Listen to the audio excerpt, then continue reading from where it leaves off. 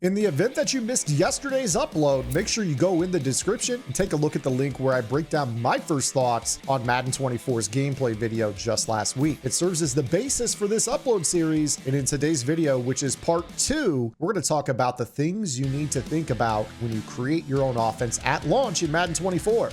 Let's get into it.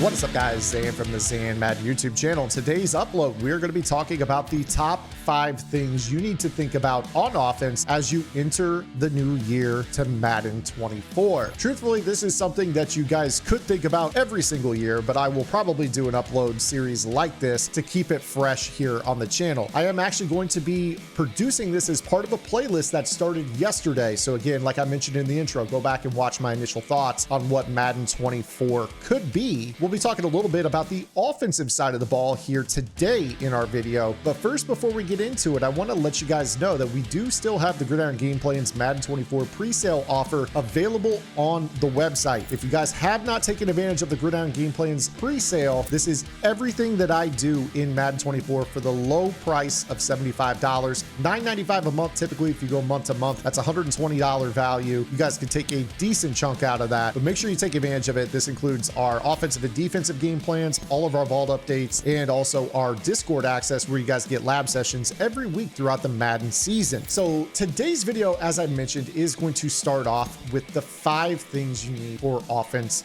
to build your own successful offense in any Madden. And we're going to start off with number 1. Number 1 on our list is you must know how to beat man coverage. As you guys know, Madden 23 was a game that was a heavily man coverage focused game. A lot of players used route cancellation abilities such as one step ahead or inside shade. But if you were to go back before those abilities became possible, pretty much everybody was in cover 0 or cover 1. As you guys know, EA is a company that likes to swing the pendulum. Typically, you go from a man coverage focused game to a zone coverage focused game, but that doesn't mean that players won't start the year off trying their old tricks to see if they still carry forward. I am a big proponent of the ideology that route abilities beat man coverage. These are going to be things such as route tech, slot-o-matic, short and elite, things of that nature that will help get separation against man-to-man coverage. I'm going to lean that stock man coverage interactions, even if you don't have those abilities, against players that don't have route cancellation abilities, will lean towards the offense winning. But it is very important that you guys learn how to utilize man beaters. You have to be able to isolate those routes and be able to win when you can identify those one-on-ones. So every offense, no matter what it is you run, must have man coverage beaters at multiple spots on the field. Now, before we get into part 2, if you guys could do me a quick favor, make sure you guys hit that subscribe button. Also, make sure that you guys hit the notification bell so you're notified of all the uploads here on the channel. And if you don't mind, drop a comment below, maybe even give the video a thumbs up. Now let's talk about number 2. You must be able to beat every single stock coverage shell in Madden. For those who don't know what that means you need something that beats cover 2. You need something that's going to beat cover 3 drop. You need something that's going to beat cover 4 drop.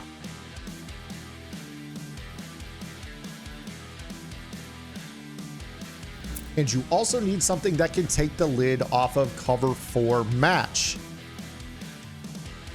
If you cannot do this in your offense, that means that every time you run into somebody that runs one of those base coverage shells, you lose that game. Most players know how to beat all of these coverages out of their formation of choice. For me, I'm in the single back bunch X Nasty here, which has become synonymous with the Gridiron Gameplans brand in the Zan Madden channel, but you guys will be able to apply this teaching into whatever offense it is that you choose in Madden 24. If you guys use motion to achieve any of those coverage beaters, it's also very important that you lab up a beater or route combination that utilizes that same motion for every other coverage shell, because you don't want tells in your offense. Number 3 is very simple. You must be able to protect the quarterback.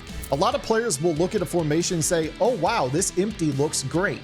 But what they don't understand is that because it's empty, you don't have extra tight ends or running backs in the formation that can help block the blitz. This is going to invite some of the simple blitzes, such as your overstorms or your mid blitz metas, or some of the more complex adjusty coverage type blitzes like we've seen out of Dollar over the recent years, to be something that gives you problems. So if you're going to run something, you have to lab up your protections. It might be blocking a running back. It may be leaving a tight end to block. It may even be motion snapping a wide receiver so that he stays in and chips on the edge to give you time. Whatever it is that you run, you must have protections labbed up for every single blitz meta in the game. As you encounter something that gives you trouble, go into practice mode and lab those things after the game so that way you're not surprised by it the next time you face it. Number 4, your run game. Yes, this is the area of the game that a lot of Madden players shun one another over, but it is a big time determining factor of winning ball games in Madden every single year. Have you ever noticed that the players who complain most about how easy the run game is when they're having trouble stopping it struggle to get that 1 yard when they need it most? That's because there is equity in the run game. Every scheme in the game needs a run game, whether it's left, right, in middle out of an under center set, or just something to keep your opponent honest when you're in a high octane passing offense out of the shotgun and mix in a draw inside zone or trap. These are the differences in these offenses, and the most successful players will mix these in at the right time. Furthermore, I think it's really important that you lab your offense in a run scenario in between the 20s. When you're trying to milk a game out, you need first downs and to keep the clock running, and your opponent wants to burn timeouts and stop the clock. Those runs that you can get consistent yardage out of become very valuable down in the red zone, which is going to be our next part. And our final bullet point of how to lab an offense in a Madden, any Madden, but especially Madden 24, is the red zone. This is the most neglected area of the field, yet it is the most determining factor of nearly every game you see, whether it's a competitive level game or just a regular free online head-to-head seasons game. Your ability to come away with 7 and prevent your opponent from the defensive perspective from getting 7 instead of 3 is going to be a big deal on offense. If you're going down to the red zone and coming away with only 3, you're leaving 4 on the board every single time. There's a lot of players out there that have amazing high octane offenses when they have 40, 50, 60 yards of turf to throw to, but you put them in that tight area inside the 20 and all of a sudden their offense falls apart completely. You need a library of coverage beaters, whether it's cover 3, cover 2, cover 4 drop, man coverage, match coverage. Notice the trends. You don't just need to be able to beat those shells over the top, but you need the ability to manipulate them underneath so you can find your way into the end zone. Also, that run game that we talked about in the previous bullet point comes in pretty valuable down here as well, because if you can chew up 3 to 5 yards a pop, you got yourself an offense that you can pound the rock inside the 10. Those are the differences between winning and losing